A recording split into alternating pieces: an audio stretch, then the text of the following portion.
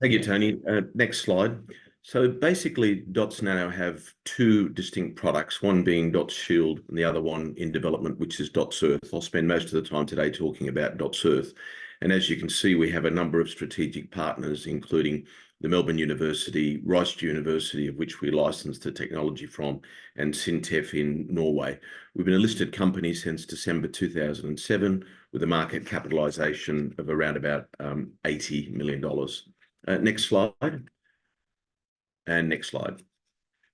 We play in the main space of carbon capture, and from our perspective, we have a unique technology enabling the capture of carbon, resulting then obviously in the storage of carbon. The need for this is somewhat obvious when you look at any write-up in regard to carbon capture. With the rising temperature of some 1.2 degrees Celsius, the current rate of carbon capture would have to increase 140 times to try and alleviate the temperature increase. And as we know, fossil fuels are here to stay probably for at least another 20 years. In addition to that 40% of the global emissions presently covered by the pricing mechanisms, and you can see the increase in various prices of carbon taxes or credit systems has become quite significant. And we believe that it's a $100 billion market by 2030. Next slide, please.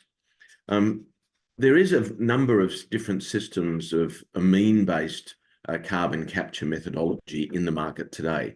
These, however, are quite energy intensive. They're very traditional, very large in size, highly corrosive, require a lot of capex, and they do have toxic emission. And the solvents over a period of time that stores and captures the technology, so the carbon is in fact degrades quite significantly.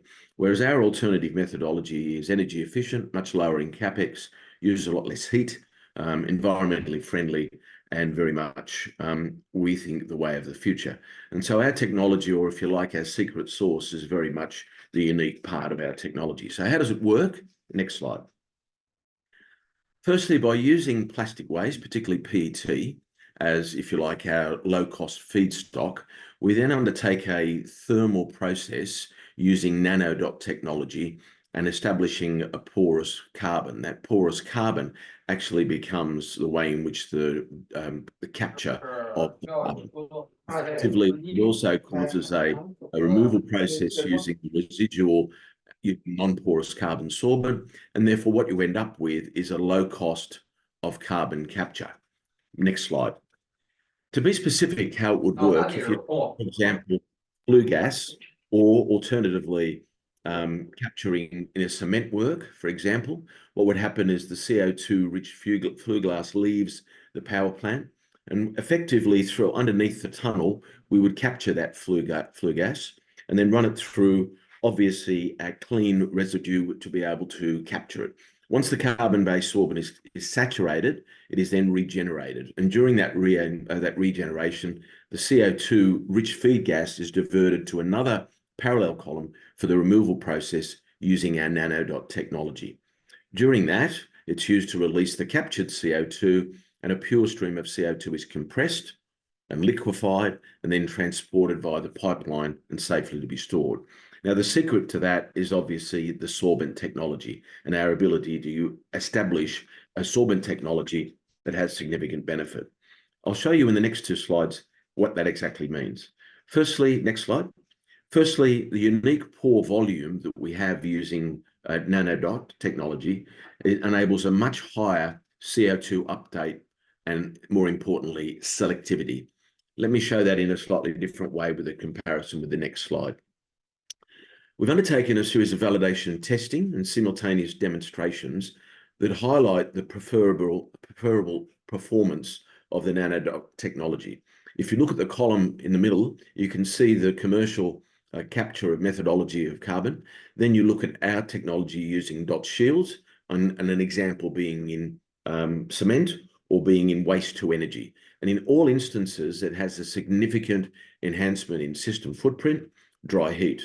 And so we're targeting our sorbent and our ability to capture carbon with less than $20 cost of sorbent, and energy requirements significantly less than the market, and running that against the cost of carbon capture, it would be significantly cheaper. A simple sum to do is that if it costs us less than $50 US to capture carbon, and the cost of captured carbon today runs at about $80 in most markets. You can see the arbitrage that would be available to us. So where are we placed at the moment? Let's just have a look at the next slide. Well, firstly, we've undertaken the technology transfer, and we're doing a lot of work at the moment on optimizing sorbent with the help of Melbourne University and also Syntef Lab. We've established a bench scale demonstration unit, designed and manufactured to be able to design and capture the carbon. Similarly, we've validated now our sorbent. We're undertaking a number of process simulations and starting to scale up from the unit that we've got, the bench scale, to a small scale field unit that would be as large as, say, a shipping container. And it captures 95% of CO2, of carbon, actually leaving flue gas. And when you think about the opportunity of the size of the market, it becomes an enormous opportunity as we move towards an industrial pilot unit. So how would we make money out of it? Well, let's have a look at the next slide. I think firstly, our plan is a IP licensing model with multiple revenue streams to be able to have the technology license fee, similarly the annual royalties that we would undertake, and revenues obviously from ongoing supply of sorbent.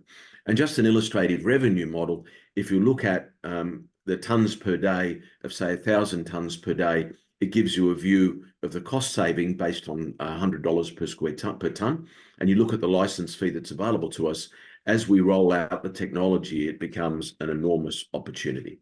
And so that's our main game at the moment. But in the last couple of minutes, I'll talk you through our Dotz Shield, which is the second component. So next slide. And next slide. We've had Dotz Shield in the market for a period of time, and what it is, it's an advanced and validated authentication solution for anti-counterfeiting and monitoring. We call it Valley Dotz, and effectively we can embed that in the product. It takes any heat or cold, it's invisible, and it can go into a range of hosting material, and then you have a handheld device that actively measures it and identifies the taggant being present in a particular product. So it could be, for example, in wine, it could be in oil, it could be in fuel, it could be in paint. It does provide real in-field, real-time testing, very easy to use, and obviously there are multiple applications. Next slide. Those multiple applications include anti-counterfeiting for such things as bulk oil, anti-alteration, product liability and anti-dilution, quality assurance, ESG validation, and obviously in-field measurement, all becoming quite significant. Last slide. We have two distinctly different technologies that use the same base technology, obviously Dotz Earth and Dotz Shield.